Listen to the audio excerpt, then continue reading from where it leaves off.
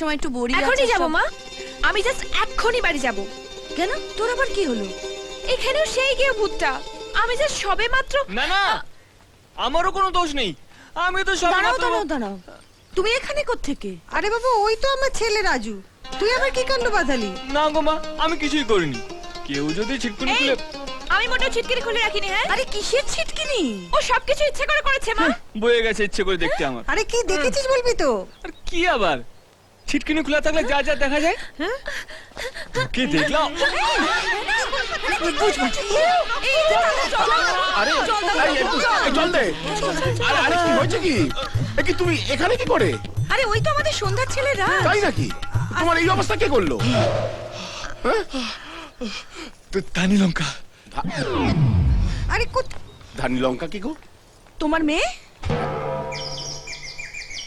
এনাই কাণ্ড করেছে?